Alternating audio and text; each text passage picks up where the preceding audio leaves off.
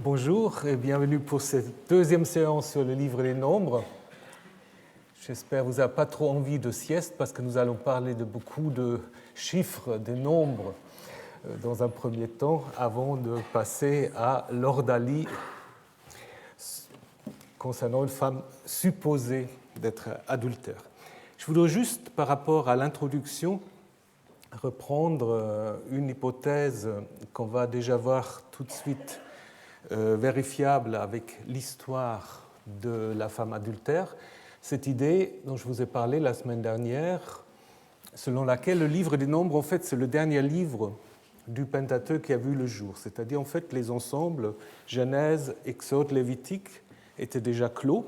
De l'autre côté, il y avait le Deutéronome. Et si vous voulez encore ajouter des compléments à la loi, on ne pouvait plus tellement les intégrer dans ces livres-là. Donc il fallait en fait inventer, en quelque sorte, les nombres. Et ça, vous le voyez très bien si vous regardez la conclusion, ou une double conclusion du livre du Lévitique. Le livre lévitique aussi a connu deux conclusions. D'abord, le livre s'est arrêté au chapitre 26, et après on a encore ajouté le chapitre 27, en reprenant en fait plus ou moins la même conclusion.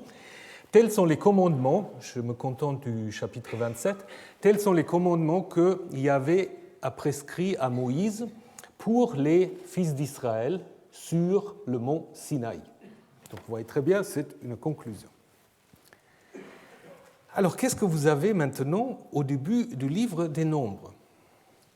Les nombres commencent par « Et Yahvé parla à Moïse dans le désert du Sinaï, dans la tente de la rencontre. » Est-ce que vous voyez une différence? On est toujours encore dans le Sinaï, mais on n'est plus sur la montagne. C'est maintenant dans le désert du Sinaï, comme si le rédacteur de ce titre voulait déjà montrer en fait un statut différent des prescriptions du livre des nombres. Ils ne sont plus communiqués sur la montagne, où c'était le lieu privilégié du contact qu'avait Moïse avec Yahvé. Ce que nous avons maintenant dans le livre des nombres, ce sont en effet des lois. On est toujours lié au Sinaï, mais on est déjà en quelque sorte dans le désert. Et vous pouvez très bien voir, je ne vais pas vous ennuyer avec tous les détails, mais vous pouvez voir qu'après les recensements, sur lesquels nous allons revenir dans un instant, les lois, les prescriptions qui sont données, en fait, c'est des textes qui auraient beaucoup mieux trouvé leur place dans le Lévitique, dans l'Exode ou encore dans le Deutéronome. Par exemple, l'exclusion des personnes lépreuses ou affectées des maladies cutanées, ça correspond à Lévitique 13, où le sacrifice de réparation s'est traité en Lévitique 5. Pourquoi est-ce qu'on n'a pas ajouté ce complément-là? Ou encore, le cas sur lequel nous allons nous pencher, la femme adultère, en fait, ça aurait pu être un bon complément à Deutéronome 22, où l'adultère est traité, je vous le montrerai, dans tous les détails. Idem, les offrandes pour la dédicace du sanctuaire, le chandelier, tout ça aura eu beaucoup mieux sa place à la fin du livre de l'Exode. Également, les prescriptions encore autour des personnes impures au moment de la Pâque ou ceux qui sont en voyage, on aura pu le mettre après Exode 12. Donc on ne l'a pas fait, et je pense que ça confirme un peu cette idée que ces ensembles-là n'admettaient plus qu'on ajoutait encore des grandes choses. Donc il faut vraiment vous imaginer le livre des nombres comme un pont pour lier en fait les deux grands ensembles, Genèse, Exode, Lévitique et le Deutéronome. Nous avons vu la semaine dernière que le livre des nombres doit son nom surtout à ces deux grands recensements que nous avons au chapitre 1 et au chapitre 12. Alors, je ne sais pas si vous avez déjà lu, est-ce que vous avez lu ce recensement? Oui? Alors, si quelqu'un peut m'expliquer. Tous les nombres je lui payerai une belle bouteille de champagne. Mais on reviendra là-dessus. Première chose qu'il faut dire, évidemment, vous avez là d'abord la construction d'Israël, on peut dire que c'est assez traditionnel, puisqu'on a un peuple organisé en 12 tribus, mais en même temps, il y a déjà une différence par rapport à des listes plus traditionnelles. Première différence, c'est que Lévi, qui, évidemment, dans la Genèse, est un des fils de Léa, il n'apparaît plus du tout dans cette liste. On parlera beaucoup des Lévites dans la suite, mais dans le comptage du chapitre 1 et du chapitre 26, il n'y a plus de Lévi. Alors, comment va-t-on faire pour arriver à 12 ? Il faut trouver une combine. Et la combine, c'est en effet de considérer la maison de Joseph, c'est-à-dire de partager Joseph en deux, car selon la Genèse, Joseph a 2 fils, Éphraïm, Manassé, qui correspond évidemment aussi à des régions dans le nord d'Israël. Et c'est exactement ce qu'on va faire pour obtenir le chiffre 12. Lévi à part, et pas Joseph, mais à la place de Joseph, donc, vous avez Éphraïm et Manassé. Alors, je vous ai mis des couleurs différentes. Ce qui est en noir, selon la Genèse, ce sont les fils de Léa, donc la première femme de Jacob. Je ne vais pas vous raconter l'histoire, vous la connaissez. Sans ça, vous allez la relire. Oui, quand même. Donc ça, c'est les fils de Léa, sauf évidemment Lévi. Lévi qui est traité à part. Ensuite, ce que vous avez en bleu, ce sont les 2 fils donc, de la servante de Rachel, Bilha, qui l'avait remplacée puisqu'elle a été stérile longtemps. Ensuite, en vert, les fils de Tzilpa, qui elle est la servante donc, de Léa, qu'elle avait aussi donc, mise à contribution. Et finalement, en rouge, alors les fils donc, de Rachel et le petit-fils de Rachel, à savoir Éphraïm et Manassé, qui sont les fruits de l'union de Joseph et de Asenath. Alors, si vous regardez un peu ces tableaux, vous voyez que l'ordre ne correspond pas vraiment à celui des naissances tel qu'il est décrit dans la Genèse. Il ne correspond pas tout à fait non plus à un regroupement par mère. En Genèse 35, qui est un texte sacerdotal, on regroupe en fait les tribus selon leur mère. Pourquoi il y a ces différences ? On les aurait presque si on n'avait pas Gad qui se met là entre Siméon et Juda. On aurait presque une sorte de regroupement par mère, donc c'est assez proche, mais pas tout à fait la même chose. Et pourquoi ? Il faut lire le chapitre 2, parce que, en effet, dans le chapitre 2, les tribus sont en effet organisées par 3, groupées autour du sanctuaire, et donc un peu comme un camp militaire, je reviendrai là-dessus. Et le fait qu'on a mis en fait Gad en 3e position permet à Juda, en 4e position, de prendre en fait la tête. Donc là, vous avez Rouben, Siméon, Gad, ça c'est les premiers 3.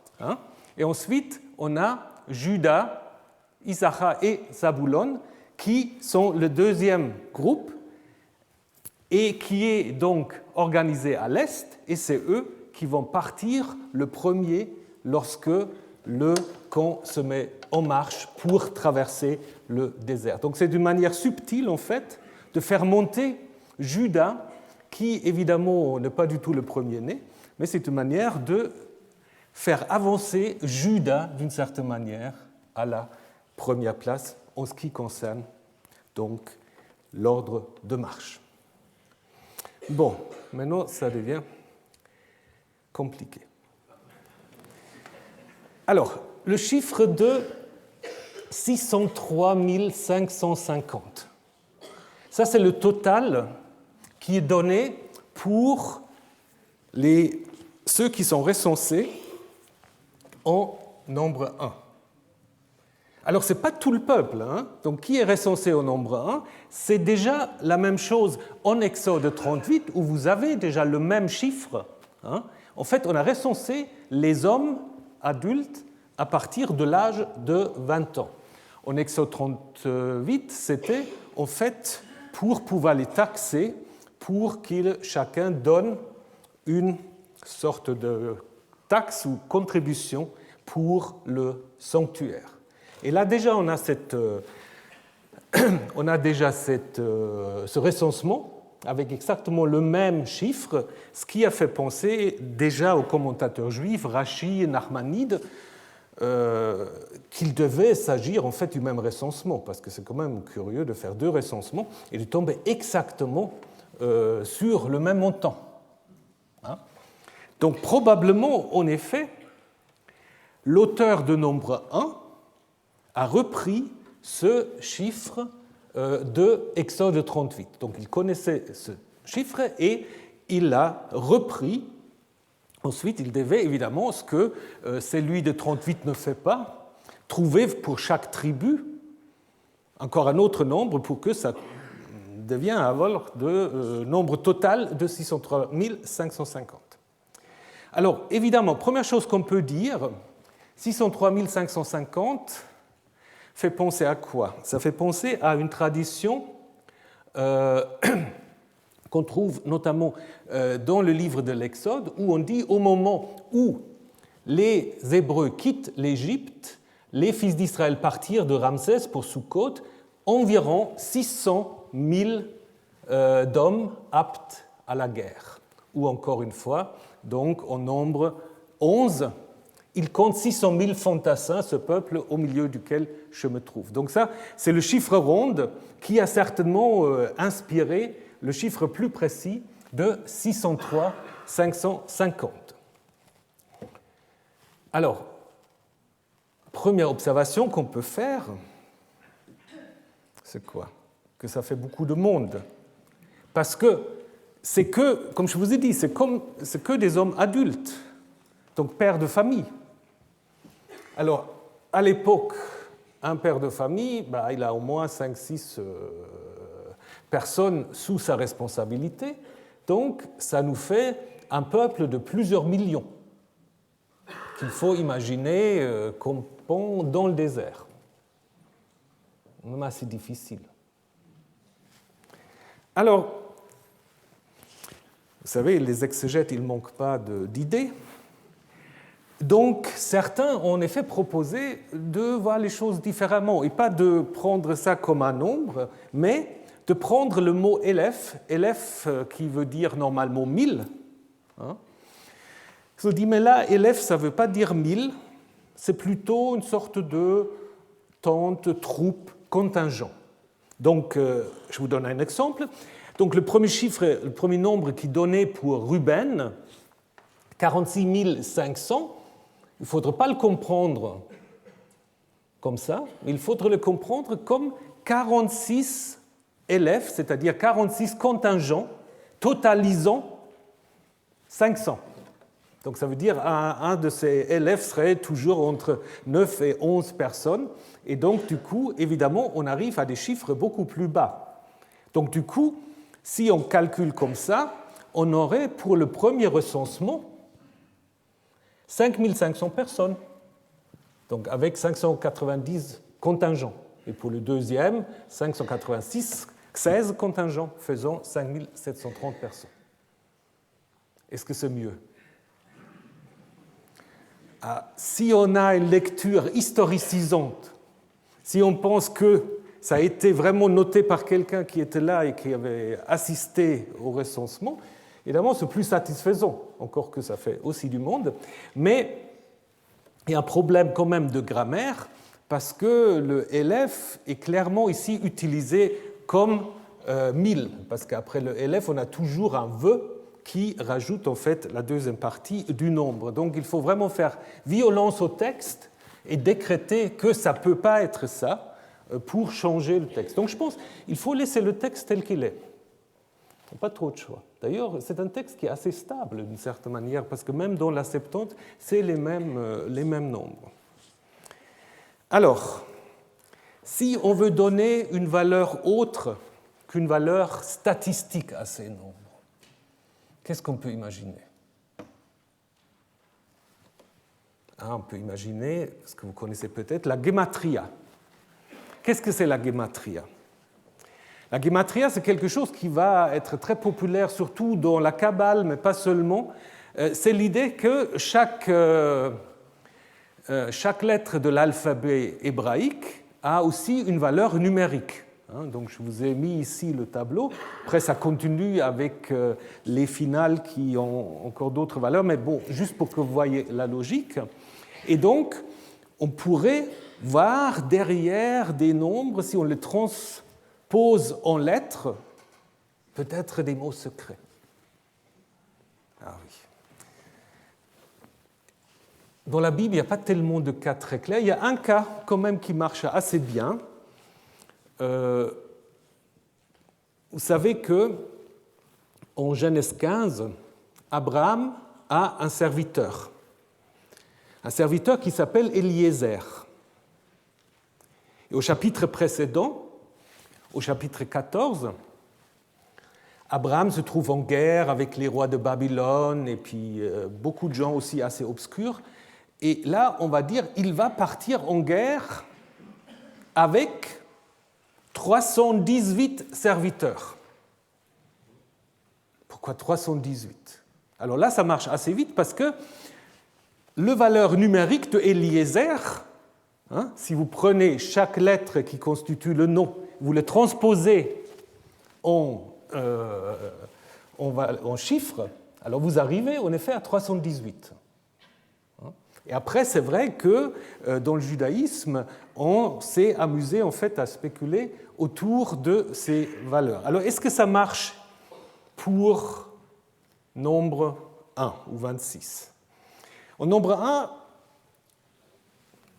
Dieu dit à Moïse et à Aaron, faites le dénombrement de toute l'assemblée des fils d'Israël, Rosh, donc ce ou et Rosh, Kol, Adat, Bnei, Israël.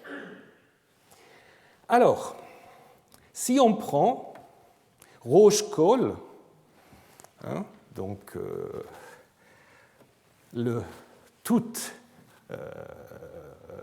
la tête de tout, on a donc 551. Et si vous prenez Bnei Israël, je vous l'ai présenté là, vous avez 603. Donc vous avez 603, 551. Il y en a un de trop. Bon, alors après, on peut dire c'est Moïse, parce qu'il n'est pas compté là-dedans. Vous pouvez aussi prendre, non pas Rosh Kol, mais vous pouvez prendre Kol et date, donc la totalité de l'assemblée.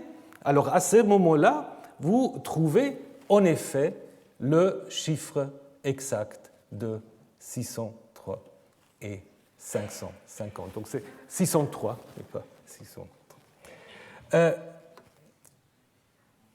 Le problème avec cette théorie, c'est lequel? Le problème avec cette théorie, c'est que ce n'est pas la totalité des fils d'Israël. Pourquoi ce n'est pas la totalité des fils d'Israël? Parce que, je vous l'ai déjà dit tout à l'heure, si vous prenez encore une fois le tableau,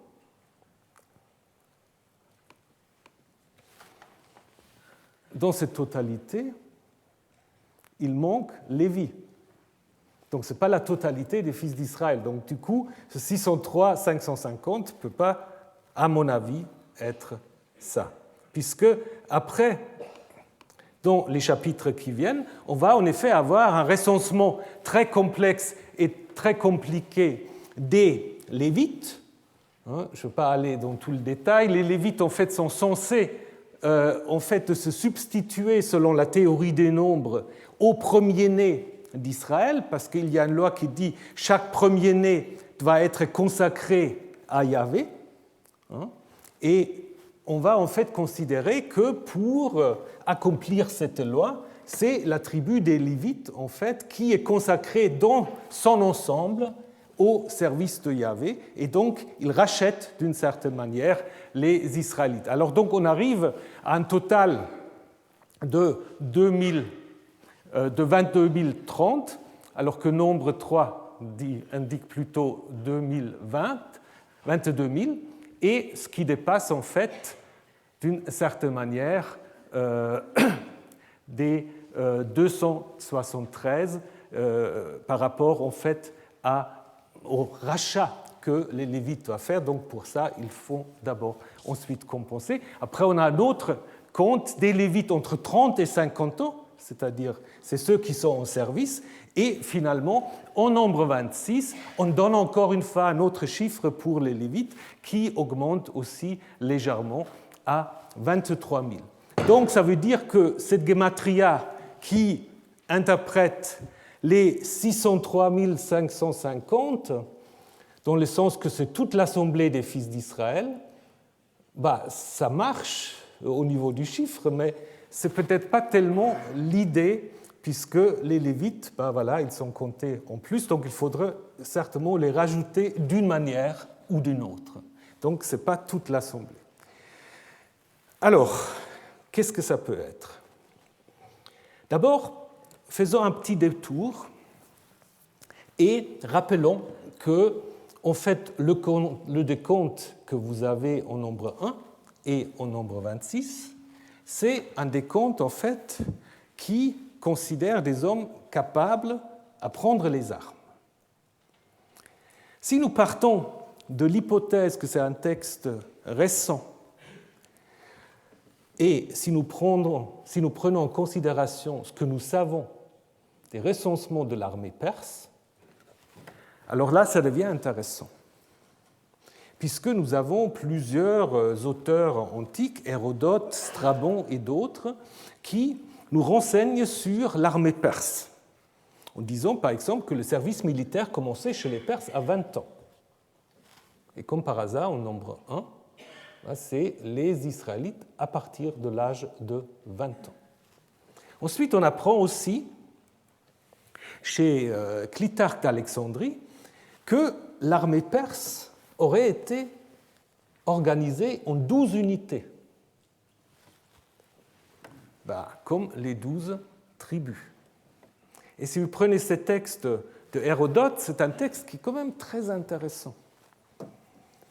Parce qu'on va lire que, là, donc il décrit en fait le camp des Perses, comme ils se mettent en marche, et le signal du départ est donné par une trompette. Si vous avez bien lu nombre 10, il y a aussi la trompette qui se met à sonner au moment du départ. Ensuite, au-dessus de la tente du roi, brillait l'image du soleil et le feu. Et pensez à la colonne de feu que vous avez en nombre 10. Après, un char consacré à Jupiter, donc Ahura Mazda probablement, puisque c'est un auteur romain qui nous parle là. Et pensez à ce que nous avons en fait en nombre 10 par rapport à l'arche. L'arche est aussi là, donc je vous ai montré ça la semaine dernière, et donc la cavalerie des 12 tribus. C'est quand même beaucoup des choses pour être simplement dues au hasard. Donc je pense en effet que l'auteur des premiers chapitres et des Nombres a voulu représenter l'armée de Yahvé avant la conquête à l'image de l'armée perse. Parce que je vous ai dit aussi cette idée que les tribus s'organisent en unités de trois autour d'un camp. C'est quelque chose qu'on n'a pas du tout dans les autres livres du Pentateuque. Donc l'idée peut venir de là. Et puis on observe aussi qu'il y a une tendance à augmenter les nombres. Vous voyez ça dans les livres des chroniques, qui sont plus récents que les livres des rois, où là aussi, tout d'un coup, l'armée judéenne devient plus grande que l'armée des Perses. Même déjà dans les textes assyriens. Par exemple, dans un texte, Sennacherib, quand il fait sa campagne dans le Levant, il se vante d'avoir fait 200 150 prisonniers à Jérusalem, alors que Jérusalem, à cette époque, a peut-être 20 000 habitants. Et ce qui est intéressant, et ça rappelle aussi un tout petit peu les nombres, c'est que c'est aussi un chiffre qui n'est pas un chiffre rond, un chiffre qui semble être très précis, mais c'est peut-être un peu le souci de faire vrai. Donc au lieu de dire 200 000, je vais dire un truc un peu plus précis, et ça donne l'impression, ça devient plus vrai. Idem Hérodote qui nous disent que l'armée perse aura eu plus qu'1 million d'hommes. Alors vous imaginez une armée avec 1 million d'hommes qui se met en marche. Donc on a cette tendance, donc certainement aussi dans Nombre 1 et 26. Alors, de nouveau, on peut revenir au fait que ça tourne autour de ce chiffre de 600 000 qui est probablement connu par l'auteur, qui lui vient probablement de la tradition sacerdotale et qui, évidemment, aussi est au service d'un message théologique. C'est d'abord pour montrer que les promesses de multiplication qui ont été données à Abraham, Isaac et Jacob lorsqu'on disait « ta descendance sera aussi nombreuse que le sable de la mer ou que les étoiles au ciel », que ça commence à s'accomplir, encore qu'on peut encore les compter selon le livre des Nombres. Mais en effet, si nous reprenons les textes de la Genèse, mais aussi en Deutéronome, on dit que lorsque Jacob descend en Égypte, sa famille compte 70 personnes. En Genèse 15, Dieu, dans une sorte de vision prophétique, dit à Abraham que sa descendance sera 400 ans en Égypte.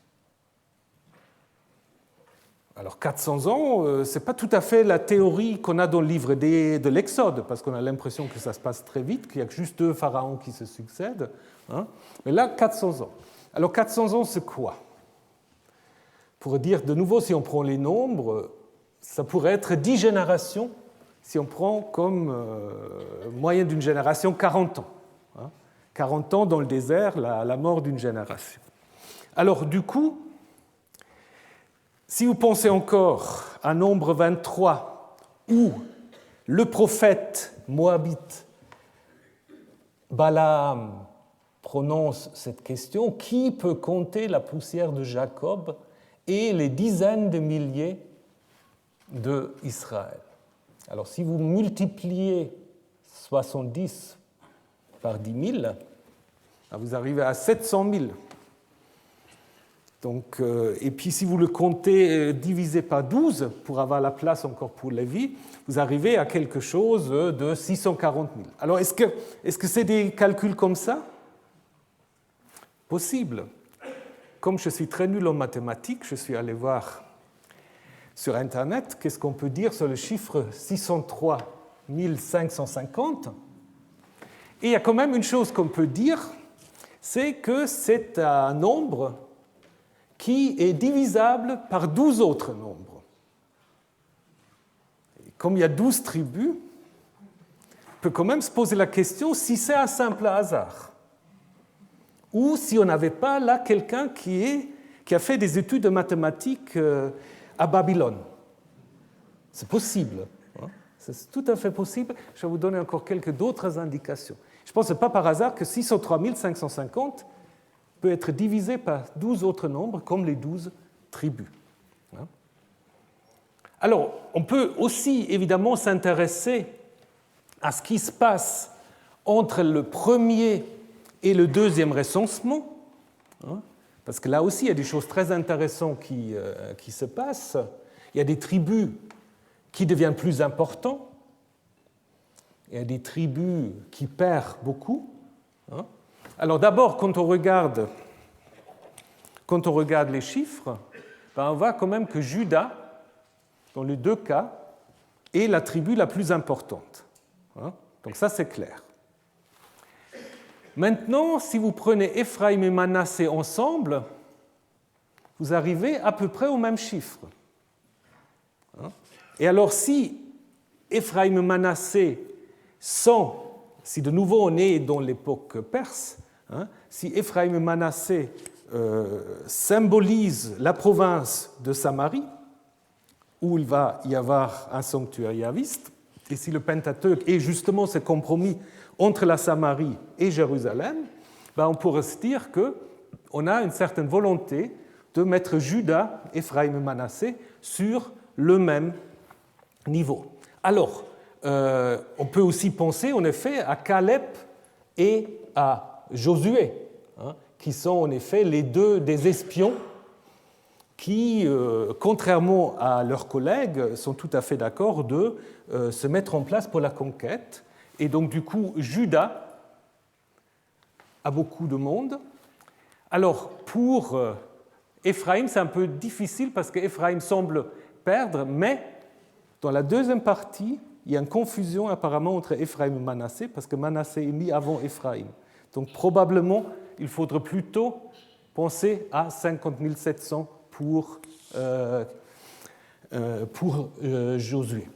Donc du coup, on pourrait aussi mettre cela en rapport avec cette histoire. Et puis finalement, la tribu qui fait une chute dramatique, une tribu qui n'a jamais existé, c'est une tribu inventée, la tribu de Siméon, c'est certainement lié à l'histoire de Nombre 25, puisque c'est justement un descendant de Siméon qui provoque la colère et le fléau, puisqu'il a couché avec une femme madianite. Et à la suite de cela, en fait, un grand fléau va s'abattre sur les Israélites. Donc, je pense qu'on peut en effet aussi s'intéresser aux différents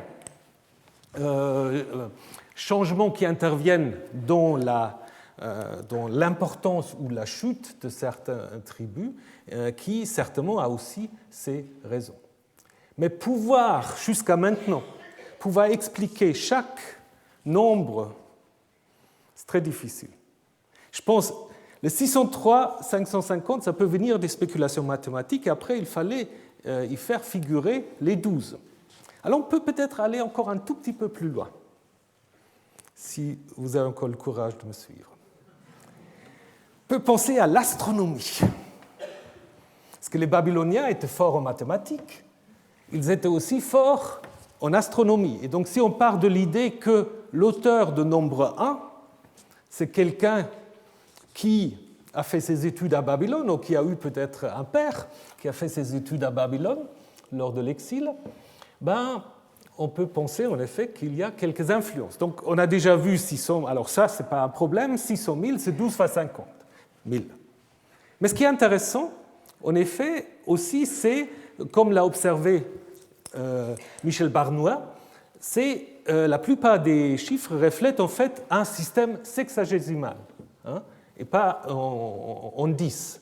Un système en 6, qui est typique justement des mathématiques babyloniennes. Et puis, qu'on peut dire aussi que, donc, par rapport à ces 50 000 qui ont fait le 12e de 600, dans les deux recensements, il y a 6 tribus qui sont au-dessus et 6 tribus qui sont au-dessous. Donc ça aussi, c'est probablement pas simplement un hasard. Les 12 tribus, si on fait maintenant un peu la spéculation astronomique, c'est évidemment aussi 12 mois. Zodiaque, si vous voulez. Premier total de Benjamin, si vous laissez de côté les zéros, 354. 35 400, donc M. Barnouin pense en fait qu'on peut laisser les 0 de côté. 354, c'est l'année lunaire, qui est important pour les Babyloniens. Et dans le recensement qui est en lien avec, dans l'offrande, pardon, qui est en lien avec le premier recensement en 1938, on dit en effet qu'il faut offrir pour le sanctuaire 29 talents et 730 cycles, shekels si vous voulez. Alors 29, à mois lunaire, 730, 2 fois 365. Donc l'année solaire, qui se divise, donc je suis simplement, je ne suis pas souscrit à tout ça, donc je vous présente l'hypothèse. 365 qui se divise en 3 semestres de 91 et un 4e semestre de 92. Et puis, en nombre 3, dont je vous ai parlé tout à l'heure, il y a 273 personnes à racheter, premier-né, et ça fait justement 3 semestres à 81 jours. La différence entre les deux recensements, donc ce qui change au niveau du chiffre, est de 1820, ce qui pourrait faire 20 fois 91, donc 20 fois les trimestres de l'année solaire. On peut encore aller plus loin. Il y a 2 nombres qui sont attestés de manière identique, mais pour des tribus différents. 405, donc toujours en laissant du côté le 2-0 à la fin, 405 apparaissent 2 fois, une fois pour Manassé, une fois pour Gad, et 534, une fois pour Nephtali, une fois pour Asher. Bon. Et si, mais il faut le faire, si on les ajoute au chiffre de base, qui est le 6000, toujours sans les zéros, on arrive à 6939. Qu'est-ce que c'est? Je l'ai appris aussi, je ne savais pas que ça existe. C'est le cycle de Méton. Méton, un astronome de l'Antiquité, qui avait remarqué que 19 années solaires correspondent à 535 mois lunaires, c'est-à-dire 5039 jours. Bon. Est-ce que tout ça est convaincant?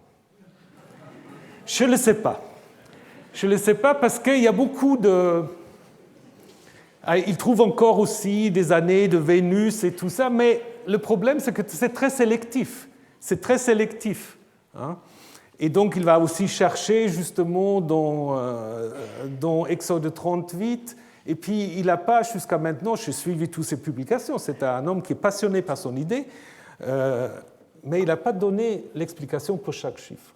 Et donc la clé de lecture semble quand même un tout petit peu difficile. Si c'était évident pour chaque chiffre, alors sans problème. Qu'il y a un peu de spéculation mathématique, ça je pense tout à fait. Maintenant, est-ce qu'on va pouvoir l'appliquer à l'ensemble des nombres qui sont présentés? Je serais prudent. Alors on peut avoir une attitude un peu prudente, comme l'a aussi Jacob Milgrom, qui dit en fait que l'auteur peut-être, en effet, était influencé par le savoir mathématique et astronomique des Babyloniens et voulait identifier les 12 tribus d'une certaine manière avec l'armée céleste de Yahvé qui, dans les textes anciens, est en effet constituée des astres, des planètes, etc. Parce que c'est vrai, je vous ai fait grâce de l'ensemble des spéculations. On peut aussi trouver encore les jours que fait la planète Vénus pour passer autour du Soleil. Il y a plein d'autres choses encore. Mais comme je vous ai dit, ce n'est pas pour l'ensemble. Donc, pour résumer, je dirais, l'auteur s'est sans doute inspiré d'un calcul mathématique. Donc, je pense que c'est quelqu'un qui connaissait les mathématiques, qui a peut-être en effet inventé les 603 550 à partir du chiffre de 600, en cherchant un chiffre divisable sur de 12 autres nombres, et ça, ces choses-là, les Babyloniens le savaient. Donc ça, c'est tout à fait possible. Il a sans doute aussi voulu suggérer des prééminences et des chutes par rapport à certaines des tribus, et peut-être aussi montrer en fait que derrière ce recensement, il y a en effet le recensement connu dans l'Antiquité de l'armée perse, mettant ainsi Israël dans le désert au même niveau que la grande armée du grand roi perse. Donc je pense que c'est ce qu'on peut dire sur ces chiffres. Si, au fur et à mesure de mes réflexions, je trouve d'autres idées, je, évidemment, me dépêcherai de vous les communiquer. Mais si vous en avez aussi, alors je suis tout à fait preneur aussi, donc je prends volontiers d'autres idées. Mais pas des idées où on va nous montrer que ça peut exister comme ça, que c'est quelqu'un qui a noté ça au moment où ça s'est passé, je crois. Ça, c'est peut-être pas la bonne piste. Voilà. Alors venons maintenant à ce rituel qui concerne la femme adultère. Donc ce rituel, en fait, se trouve dans ce que je viens vous montrer, dans les suppléments à la loi, entre 5.1 à 10 et la loi sur le nazir, qui est quelqu'un qui se consacre à Yahvé et qui, d'une certaine manière, se trouve aussi en marge de la communauté. Ce rituel est lié en fait au rituel ou au texte qui les entoure par des mots-clés. Un mot-clé, c'est tamé, tamé qui veut dire impur ou impureté. Ça, c'est un mot qu'on trouve en effet dans le passage qui précède, où les questions des personnes qui, pour toutes sortes d'impuretés, doivent s'éloigner du camp, mais aussi dans l'histoire du Nazir, au chapitre suivant, dont on va dire là, lorsqu'il va être en contact avec un cadavre, il devient impur, il doit donc interrompre sa situation de consacré et se reconsacrer à nouveau. Donc c'est un peu ce que Martin Buber avait appelé les Leitwörter, les mots-clés, qui souvent structurent des ensembles bibliques. Donc ça, c'est une très bonne observation. Vous voyez que beaucoup de passages de la Bible sont en fait liés entre eux par des mots-clés, qui n'ont pas forcément le même sens dans toutes les utilisations, mais qui font une certaine cohérence. On peut aussi observer quelque chose de similaire pour la racine ma'al, qui veut dire être infidèle, et qu'on trouve donc aussi déjà au chapitre 5, et ensuite 2 fois donc, dans notre passage. Donc nous avons en effet là, clairement, un texte qui se veut un complément aux lois sur l'adultère. Donc l'adultère, en effet, c'est un problème important dans les cultures du Proche-Orient ancien, pas seulement dans les cultures du Proche-Orient ancien.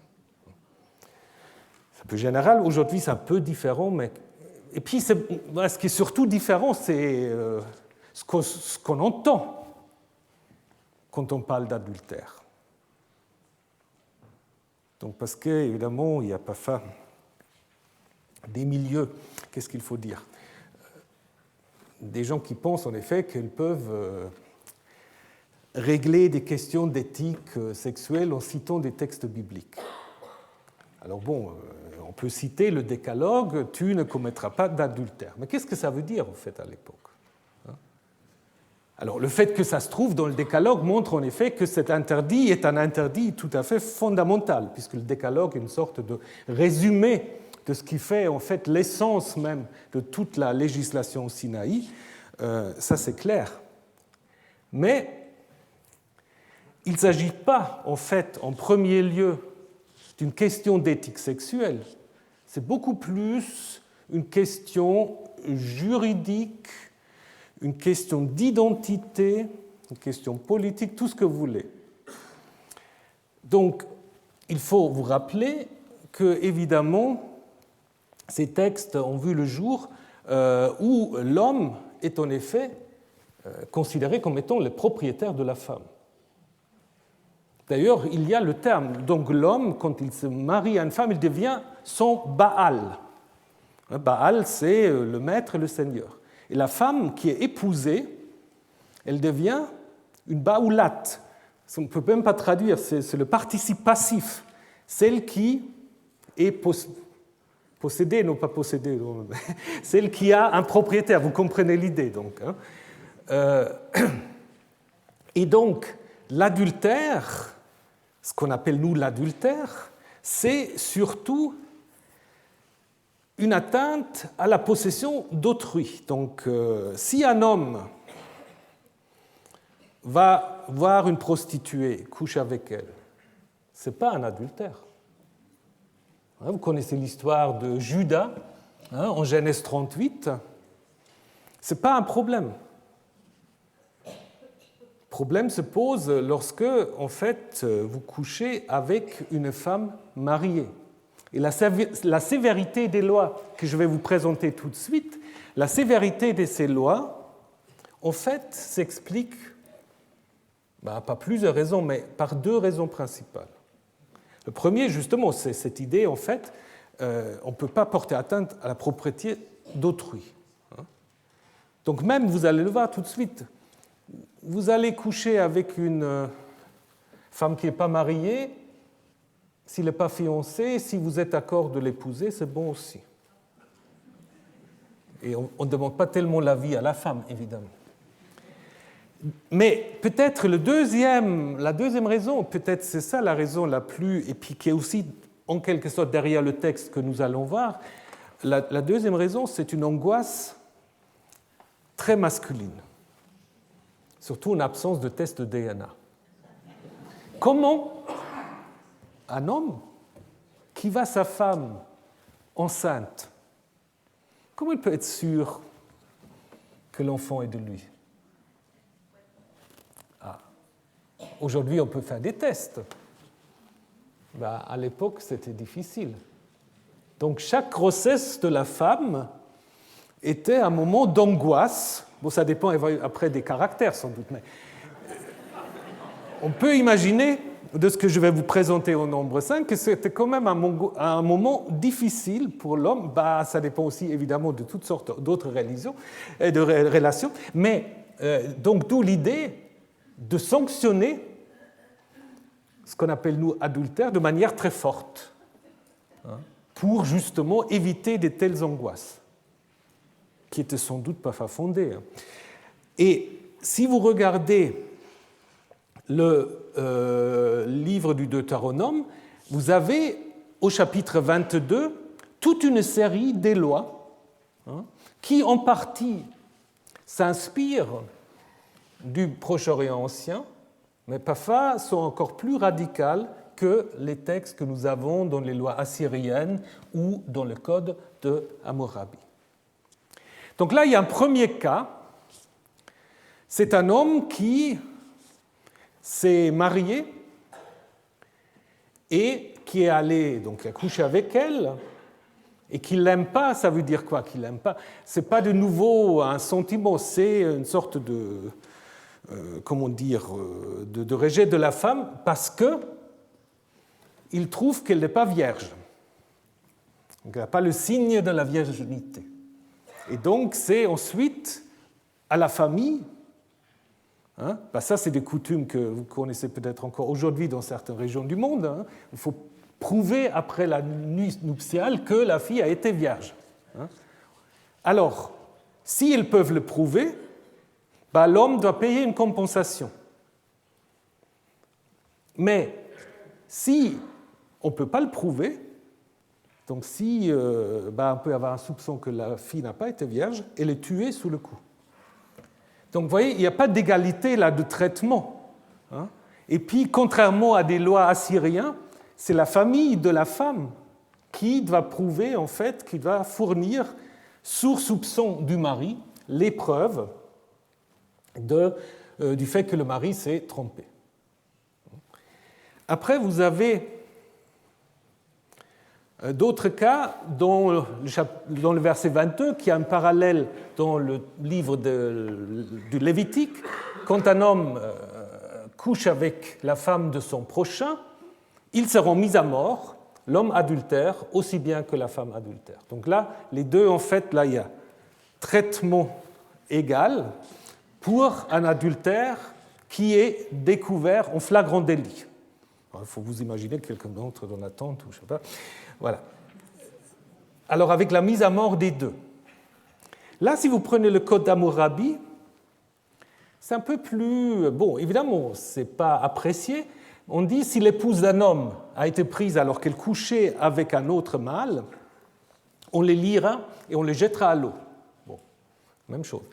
Mais si le propriétaire de l'épouse fait grâce à son épouse, le roi graciera aussi son serviteur, c'est-à-dire probablement l'homme adultère. Donc ça veut dire que contrairement au texte biblique, le Code Hammurabi prévoit en fait la possibilité d'un pardon,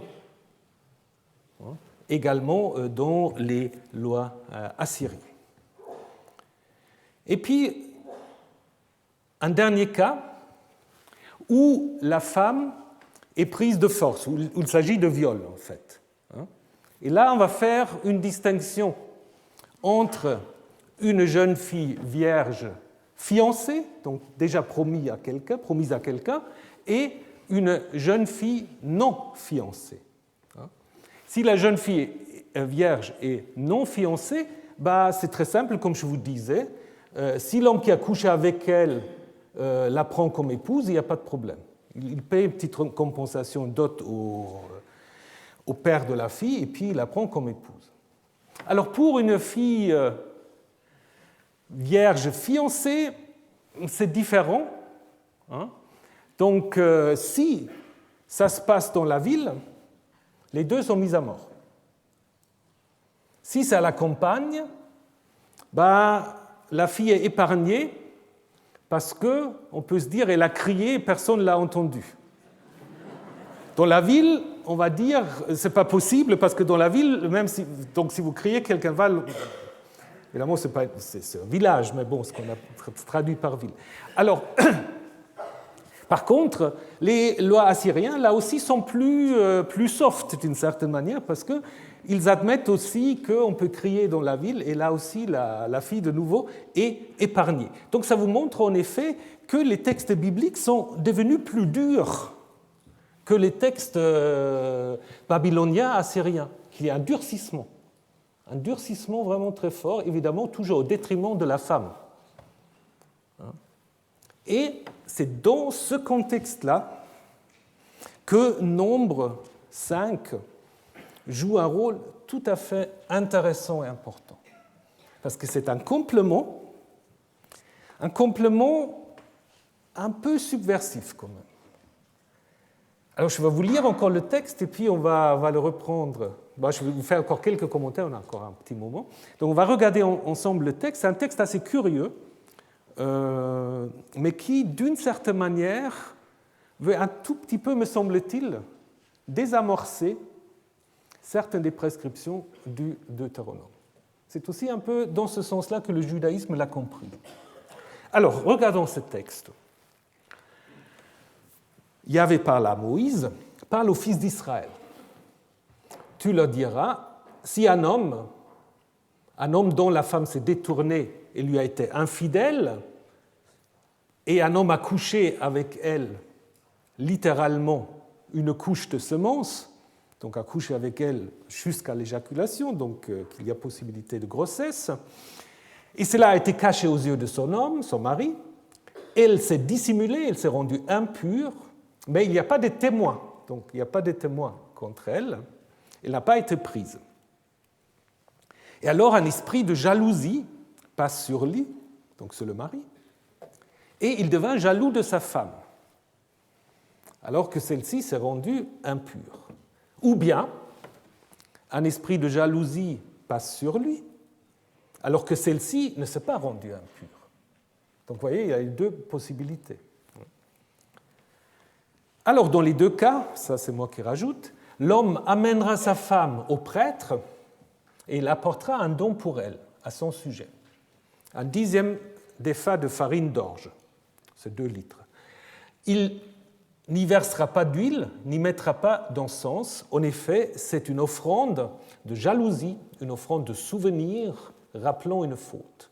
Le prêtre la fera approcher et il la placera devant Yahvé. Le prêtre prendra des eaux saintes. Alors là, qu'est-ce que c'est des eaux saintes? La Septante, le texte grec parle des eaux pures, d'autres des eaux d'un bassin, on reviendra là-dessus. Donc les eaux saintes dans un vase d'argile, et le prêtre prendra de la poussière qui se trouve sur le sol de la demeure du sanctuaire ou de l'autel, dit le syriaque, et il la mettra dans les eaux. Le prêtre placera la femme devant Yahvé. il déferra les cheveux de la femme, littéralement de la tête, il posera dans ses mains, les mains de la femme, le don du souvenir, c'est-à-dire le don de la jalousie, et dans la main du prêtre seront les eaux amères, donc les eaux saintes sont devenues les eaux amères. Le Pentateuque samaritain parle plutôt des eaux qui éclairent, donc qui sont des eaux un peu de jugement. La Septante un peu similaire, des eaux de reproche, provoquant une malédiction. Provoquant une malédiction, ou alors là, de nouveau, le syriaque a ici éclairant, comme dans les autres versets. Le prêtre fera prêter serment à la femme et lui dira : si aucun homme a couché avec toi, et si tu ne t'es pas détourné, impureté sous ton mari, vous comprenez ce que ça veut dire, impureté sous ton mari, sois innocente par ces eaux amères, provoquant une malédiction. Mais si tu te détournais sur ton mari, et si tu t'es rendu impur, et si un homme a couché avec toi, autre que ton mari, et ça s'interrompt, et puis le prêtre fera prêter serment, donc ça fait un peu une coupure. Le prêtre fera prêter serment à la femme par un serment de malédiction. Le prêtre dira à la femme que Yahvé te livre à la malédiction et au sermon au milieu de ton peuple, lorsque Yahvé fera que ton appareil génital dépérisse et que ton utérus soit enflé. Bon, il faut regarder ces termes qui sont compliqués, mais à mon avis, c'est grosso modo ça. Ces eaux provoquant une malédiction entreront dans tes entrailles pour faire enfler ton utérus et pour faire dépérir ton appareil génital. Et la femme dira, Amen, Amen. Elle n'a pas beaucoup de choix. Et le prêtre écrira, et encore autre chose, le prêtre écrira ces malédictions dans un rouleau et les effacera dans les eaux amères. Il fera boire à la femme les eaux amères, provoquant la malédiction, et entreront en elle les eaux provoquant la malédiction au vu de l'amertume. Et le prêtre prendra de la main de la femme le don de la jalousie. Il présentera en l'élevant le don devant Yahvé, et il la fera approcher, donc la femme, vers l'autel. Le prêtre prélèvera du don son azkara, c'est-à-dire la partie qu'on va brûler, il la brûlera sur l'autel. Après, il fera boire les eaux à la femme. Si vous vous souvenez, il a déjà fait boire la femme. Il lui fera boire l'eau, alors il arrivera, la chose suivante, si elle s'est rendue impure, c'est-à-dire si elle a été infidèle à son mari, alors entreront en elle les eaux provoquant la malédiction en vue de l'amertume, son utérus enflera, son appareil génital dépérira, et cette femme deviendra une malédiction au sein de son peuple. Et si la femme ne s'est pas rendue impure, mais si elle est intègre, elle sera innocentée et elle, littéralement, elle sera ensemencée de semences, en hébreu. Donc soit l'homme couche de nouveau avec elle ou qu'elle reste féconde. Et conclusion, c'est la Torah concernant la jalousie. Lorsqu'une femme se détourne de son mari et se rend impure, ou un homme sur lequel passe un esprit de jalousie, il devient jaloux de sa femme, il place la femme devant Yahvé, et pour elle, le prêtre exécute cette Torah. L'homme est innocenté d'une quelconque faute, mais cette femme portera sa faute. Voilà, donc c'est en effet un texte assez curieux, mais très intéressant. Probablement un texte, si vous avez suivi, qui n'est pas fait d'un seul trait. Je vous montre juste quelques exemples. D'abord, ça c'est quand on regarde l'hébreu. Le terme qui est utilisé pour parler de l'esprit de jalousie, ruach, ruach en effet, qui signifie l'esprit, l'orage, le vent, etc., il est construit au verset 14 au masculin, alors qu'au verset 30, le mot est construit au féminin. Alors c'est possible en hébreu, vous pouvez dire, mais si c'est un auteur, c'est quand même difficile d'imaginer qu'il utilise tantôt le féminin, tantôt le masculin pour la même expression. On voit aussi qu'il y a des interruptions, donc toi, si tu te détournais de ton mari, un homme a couché avec toi, à l'exception de ton mari, alors que ces eaux provoquant une malédiction, donc vous pouvez très bien passer du verset 20 au 22, alors que le 21 interrompt. Donc probablement, pourquoi il interrompt? Parce que on parle de Yahvé. Avant, on a l'impression que c'est une sorte de rituel magique, c'est les eaux en fait en elles-mêmes qui ont ce pouvoir d'amener le jugement, alors que le verset 21 a sans doute été ajouté pour dire que l'auteur de tout ça, ce n'est pas les eaux amères, c'est bien Yahvé. De même, le prêtre, il fait approcher 2 fois la femme à l'autel, vous voyez, le prêtre, il va faire approcher, il la placera devant Yahvé, et encore une fois, au 18, et même encore une fois, tout à la fin, mais là, c'est une sorte de résumé. Une répétition similaire se trouve entre les versets 24 et 26. Vous vous souvenez tout à l'heure qu'il fait boire au moins 2 fois la femme. Finalement, je crois que c'est même 3 fois.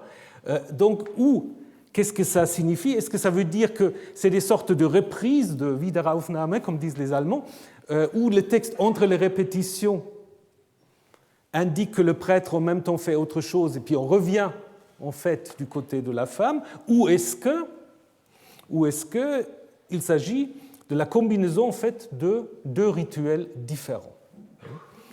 Dernière chose qu'on peut encore dire, donc, c'est que, en effet, la fin originelle, c'est sans doute simplement le début du verset 29, c'est la Torah concernant la jalousie. Et après, on répète les choses et surtout, on ajoute tout cela pour parler, en fait, de l'homme. Parce que l'homme a amené la femme et puis il a disparu de la scène. Et à la fin, on dit il faut le faire de toute façon, même s'il se trompe, il ne lui arrive rien. C'est ça l'idée, il sera innocenté de toute faute. Donc je pense en effet, ce qu'on peut dire, c'est qu'apparemment il y a 2 rituels qu'on a combinés. Il y a un rituel où la femme prête simplement un serment, affirmant son innocence, et un rituel durant lequel il devait boire des eaux dites amères. Il faut qu'on regarde la semaine prochaine qu'est-ce que ça veut dire. Et ce qui est intéressant, c'est que dans le Code Hammurabi, vous avez aussi les 2 cas. Si l'épouse d'un homme, son mari l'a mise en cause, donc le mari qui met en cause, s'il n'a pas été surprise alors qu'il couche avec un autre mâle, elle prononcera le serment par le Dieu, c'est tout, et elle retourne à la maison. C'est assez bien. Après, il y a une autre loi. Donc ça, c'est si l'homme la soupçonne. Par contre, s'il y a une sorte de rumeur publique, si l'épouse d'un homme a été montrée du doigt à cause d'un autre mâle, mais s'il n'a pas été surprise, alors qu'elle couchait avec un autre mâle, pour son mari, elle devrait plonger dans le fleuve. Alors ça, c'est moins drôle. Ce qui est intéressant ici, c'est que vous avez la suite en fait d'un serment et puis de ce qu'on appelle nous une ordalie. Et c'est exactement ce que vous avez en fait à l'intérieur de Nombre 5. Vous avez en effet une sorte de combinaison d'un rituel de serment et d'un rituel impliquant l'eau. Non plus par l'immersion dans un fleuve, qui signifie à mon avis la mort, parce qu'on va les lier, mais par la consommation d'un liquide. On va essayer de voir un peu ce que ça peut être la semaine prochaine, mais c'est sans doute quand même un peu inspiré de cela. Et là, il y a un article de Jeong John sur les 2 lois, dont le passage de la sota, de la femme adultère, qui en effet, je pense, montre assez bien que le rituel d'ordalie, les eaux, est probablement dans ce texte le rituel le plus ancien, qu'on a repris en le combinant avec, le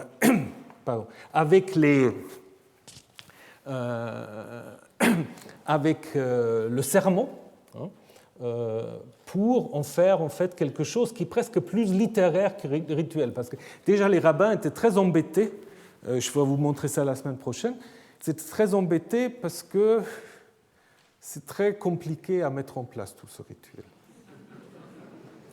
Voilà. Alors, la semaine prochaine, donc, nous verrons un peu comment il faut comprendre cette complexité. Et puis, je vais aussi vous parler de la bénédiction sacerdotale, qui est très intéressant. C'est un tout petit texte, donc on peut faire les deux choses la semaine prochaine, qui, en effet, a ce parallèle dans les amulettes, qui est en fait le premier texte de la Bible qu'on a en dehors de la Bible au 5e siècle.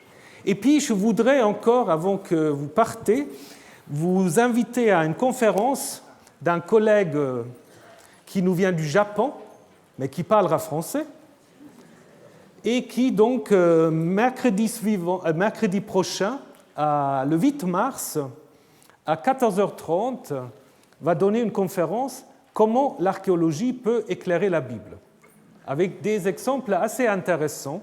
Donc, si vous avez un moment, venez l'écouter. Ce sera certainement une belle conférence. J'ai quelques petits cartons, mais qui ne sont pas nécessaires. Si vous l'avez noté, ça va très bien. Alors, très bonne semaine et peut-être à mercredi ou à jeudi prochain.